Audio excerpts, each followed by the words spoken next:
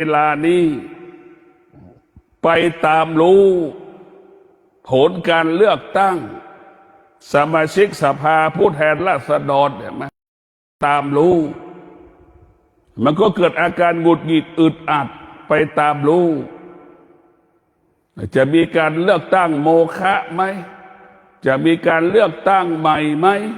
นี่แหละพวกเราทั้งหลายไปตามรู้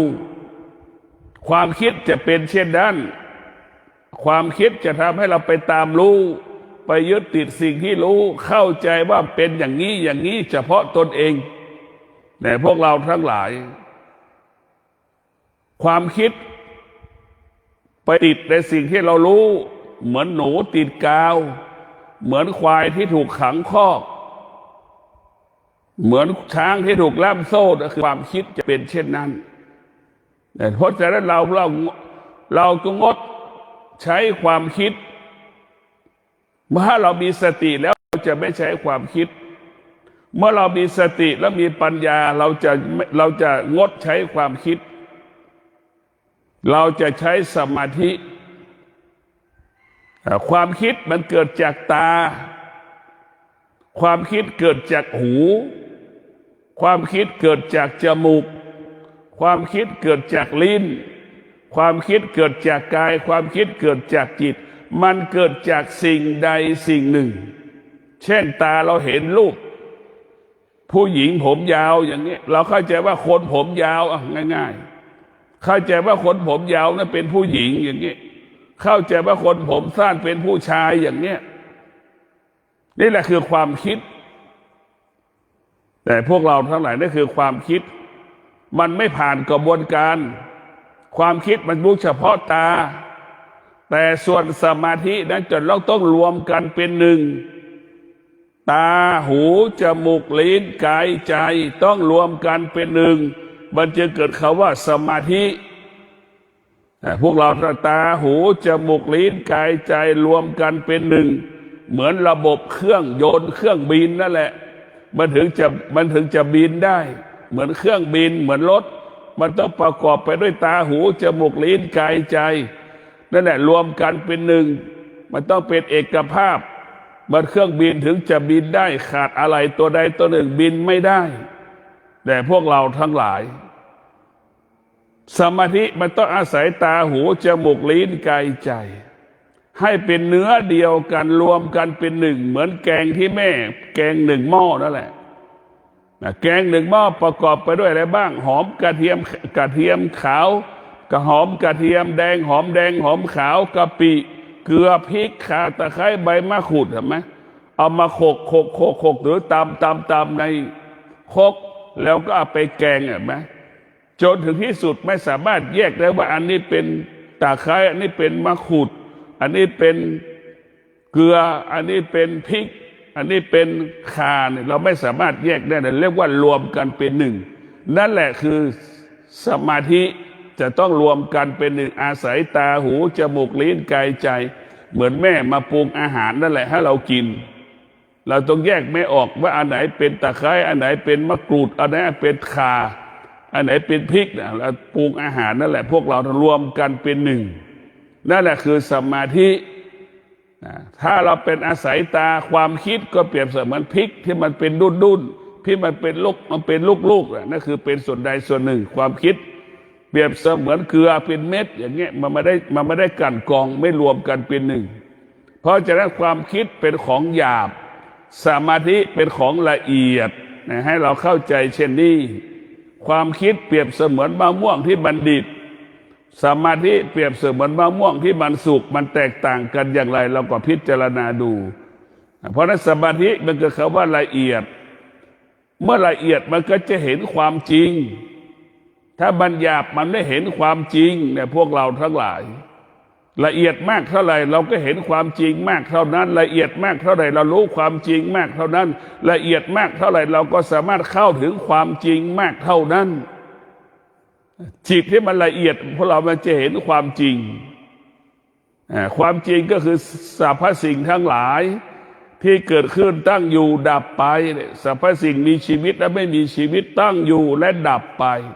เปลี่ยนแปลงและแปรสภาพไปตามกาลเวลาดั่งแม่น้ำป่าไม้ภูเขาเกิดการเปลี่ยนแปลงเกิดการแปรสภาพไปตามกาลเวลาแต่พวกเราทั้งหลายชีวิตเราก็เป็นเช่นนั้นเปลี่ยนแปลงและแปรสภาพไปตามกาลเวลาเราต้องพิจารณาหลักธรรมคำสอนของพระพุทธเจ้าเราจะละความคิดเราต้องมีสติเราจะใช้สมาธิเราก็ต้องมีสติเพราะสติเป็นหลักให้กับชีวิตของเราสติเป็นหลักให้กับความคิดเรียกว่าสติเป็นหลักการบริหารชีวิตของเราสติเป็นผู้ควบคุมชีวิตของเราสติเป็นผู้ควบคุมจิตของเราแต่พวกเราทั้งหลายสติจะเป็นใหญ่สติเปรียบเสมือนแม่นั่นแหละจะเป็นผู้ควบคุมลูกจิตเปรียบเสมือนลูกพวกเราทั้งหลายจิตเปรียบเสมือนลูกเราเห็นว่าลูกจะต้องอาศัยแม่ถ้าลูกคนไหนอาศัยแม่ลูกคนนั้นก็เจริญรุ่งเรืองงอกงามลูกคนนั้นจะเดินทางไม่ผิดพลาดเช่นเดียวกับจิตอาศัยสติจิตนั้นก็จะไม่หลงทางไม่หลงผิดเช่นเดียวกับลูกนั่นแหละถ้าจิตอาศัยสติจิตพึ่งพาสติจิตนั้นก็จะมั่นคงจิตนั้นก็จะงอกงามพวกเราทั้งหลายสิ่งที่อยู่กับเราตลอดเวลาก็คือธรรมะตนแลเป็นที่พึ่งแห่งตนตนแลเป็นที่พึ่งแห่งตนให้เราเข้าใจเช่นนี้ไม่มีใครทำให้เราทุกข์มีแต่ตัวเราที่ทำให้เราทุกข์ไม่มีใครทำให้เราสุขมีตัวเราเท่านั้นทำให้เราสุขไม่มีใครจะทำลายเราได้มีแต่ตัวเราแหละทำลายตัวเราเองแต่ถ้าเราไม่ทำลายตัวเราแล้วมีใครทำลายชีวิตเราได้แต่พวกเราทั้งหลายเมื่อเรามีสติรู้สึกตัวและพวกเราทั้งหลายคิด100 ครั้งก็สำเร็จ100 ครั้งพูด100 ครั้งก็สำเร็จ100 ครั้งทำการใดๆ100 ครั้งก็สำเร็จ100 ครั้งนี่คือตัวสติเราให้เรารู้สึกตัวแล้วก็สำเร็จแหละทุกวันที่เราขาดสติจึงทำให้เราหลงทางหลงผิดเมื่อเราขาดสติก็ไปยึดติดสิ่งที่มันผิดไปยึดติดสิ่งที่เป็นธรรมชาติคนที่มีสติคือคนที่มีธรรมะคนที่มีสติเป็นคนที่มีความอดทนคนที่มีสติจะมีวิริยะภาคเพียรคนที่มีสติจะเป็นคนที่มีสัจจะเมื่อคนมีสติสัจจะวิริยะขันติและพวกเราทั้งหลายปฏิบัติธรรมก็ได้เห็นธรรมปฏิบัติธรรมก็ได้เห็นธรรมปฏิบัติธรรมก็ได้บรรลุธรรมคนที่มีสติอยู่นอกกำแพงวัดมีสติประกอบอาชีพใดๆก็ประสบความสำเร็จคิดสิ่งใดก็สำเร็จพูดสิ่งใดก็สำเร็จทำการใดๆก็สำเร็จสตินั้นมีพลังในพวกเราทั้งหลายสตินั้นมีพลังเราอยากเห็นสติก็เหมือนเสือน่ะที่มันจ้องจะจับงัวทำไมพวกเราทั้งหลายสติมีพลังดังงัวมีสติมีพลังดังเสือเหมือนเสือที่มันจะจับงัวกินนั่นแหละคือตัวสติจิตเราก็เปรียบเสมือนงัวเนี่ยพวกเราทั้งหลายจิตแล้วมันอ่อนแอสติเปรียบเสมือนเสือจิตแล้วเปรียบเสมือนงัวแต่พวกเรานี่เราพวกวานได้เราขาดสติเราก็ถูกเสือกินหมดเหมือนงัวถูกเสือกินนั่นแหละเมื่อเราขาดสติเราก็ทำให้เราอยู่ใต้อำนาจกิเลสตัณหาราคะอยู่ใต้อำนาจความโลภความโกรธความหลงเราขาดสติก็จะเป็นเช่นนั้นเป็นแบบนั้นนะพวกเราเพราะสติจะมีพลังจิตเราก็เหมือนงัวถ้าเราจิตเราอ่อนแอเราก็จะอยู่กินกิเลสก็จะกินจิตเราหมดเหมือนเสือกินงัวนั่นแหละพวกเราทั้งหลายสติมันมีพลังแบบเสือจิตเราอ่อนแอเหมือนงัวเพราะฉะนั้นงัวถึงถูกเสือกินตลอดเวลางัวจึงเป็นเหยื่ออาหารของเสือเช่นเดียวกับเราอ่อนแอเรามีจิตเราก็อยู่ใต้อำนาจของกิเลส ถ้าเรามีสติเราจะอยู่เหนือกิเลสรู้เท่าทันกิเลสความโลภความโกรธความหลงเราจะเท่าทันมันเท่าทันความคิ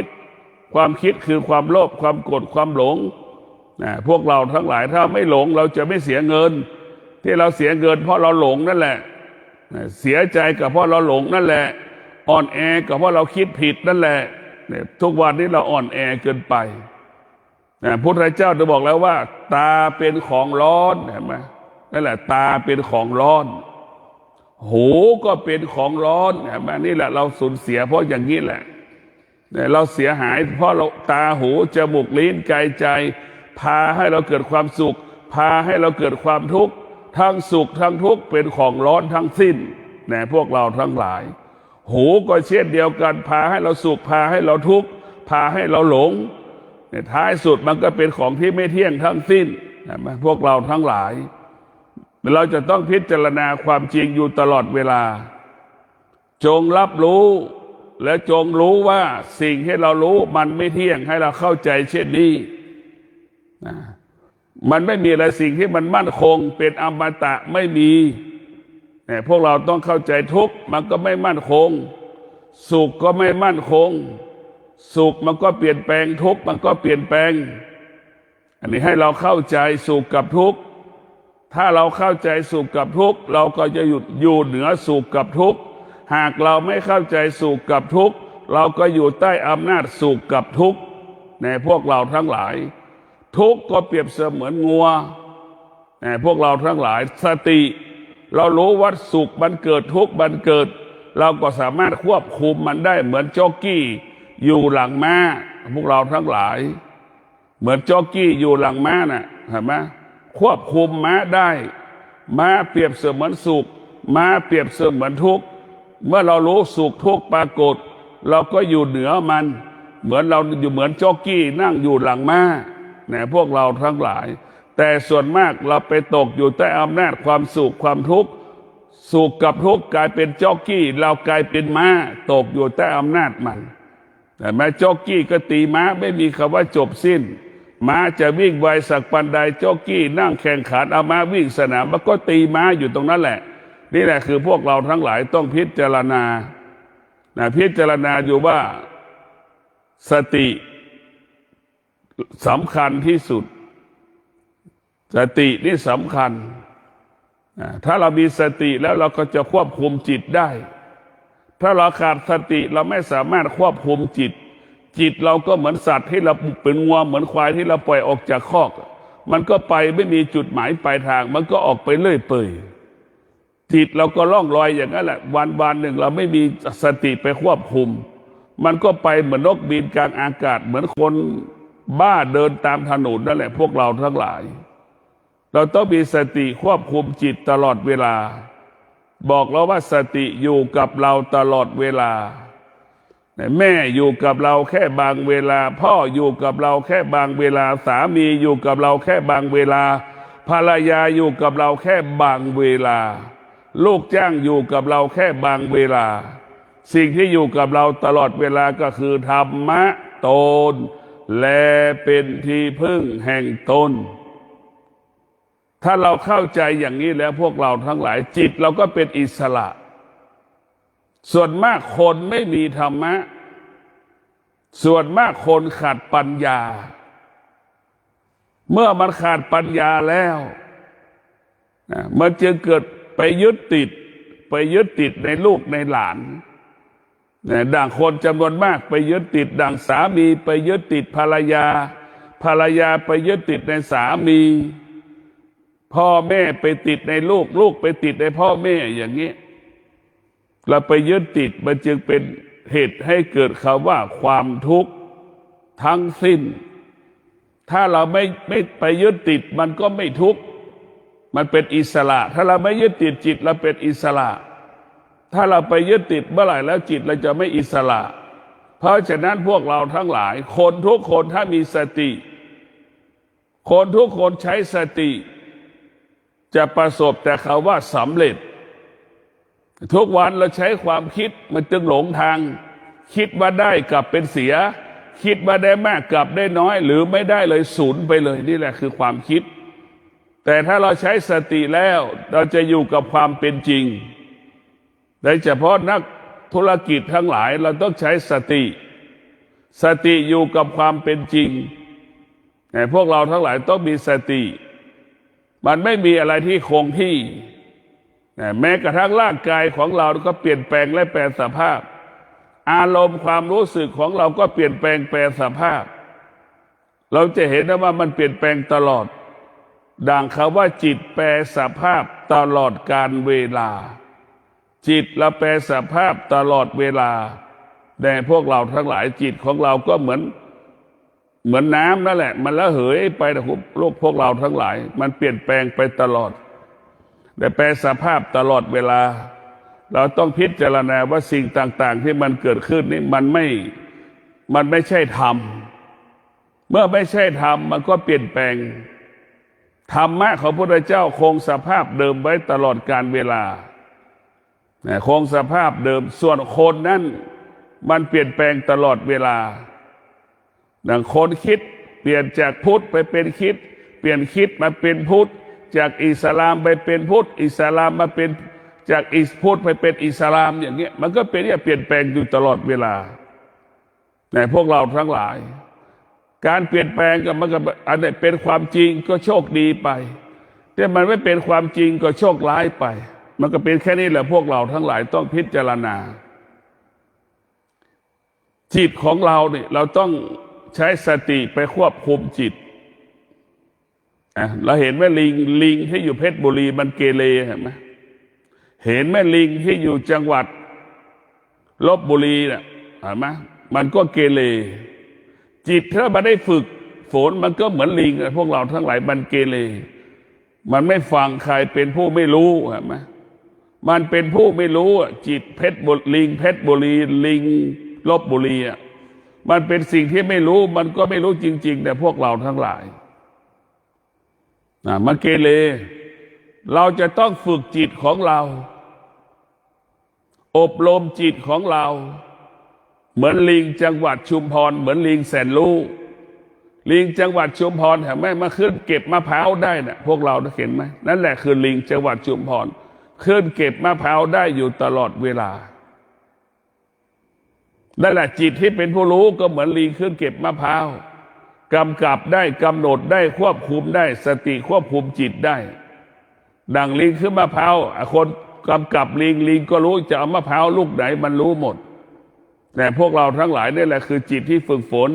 มันจะเป็นจิตของผู้รู้เหมือนดังลิงแสนรู้นั่นแหละพวกเราส่วนมากจิตของคนส่วนมากมันเกเรเหมือนลิงนั่นแหละจิตของเรามันเกเรเหมือนลิงจรจัดมันไม่จิตของเรามันไม่สงบเหมือนลิงเราจะเป็นต้องฝึกจิตเราให้จิตเราสงบเหมือนลิงนอนหลับเรามาฝึกจิตให้จิตเราสงบเหมือนลิงนอนหลับมันยากมากนะพวกเราทั้งหลายเราจะเป็นต้องพิจารณาจิตของเรามันไม่สงบนะเหมือนไก่มันคุยเคี่ยวอาหารให้ลูกมันกินทั้งวันนั่นแหละพวกเราทั้งหลายส่วนมากจิตเราจะเป็นเช่นนั้นเหมือนไก่คุยเคี่ยวอยู่ตลอดเวลานะเรามาฝึกจิตให้จิตเราเหมือนไก่นอนหลับเหมือนช้างนอนหลับเห็นไหมเรามาฝึกจิตให้จิตเราสงบอย่างนั้นแหละเหมือนไก่นอนหลับเหมือนช้างนอนหลับนี่แหละให้เป็นเช่นนั้นทุกวันนี้จิตเรามันวุ่นวายตลอดเวลาเหมือนนกบินกลางอากาศไม่มีที่สิ้นสุดเหมือนแมลงวันบินว่อนไม่มีที่สิ้นสุดเหมือนยุงที่มันรบกวนเราตลอดเวลาจิตไม่สงบมันเป็นเช่นนั้นรบกวนเราให้เราทุกข์ใจให้เราไม่สบายใจอยู่ตลอดเวลาจิตที่ไม่สงบในพวกเราจะเป็น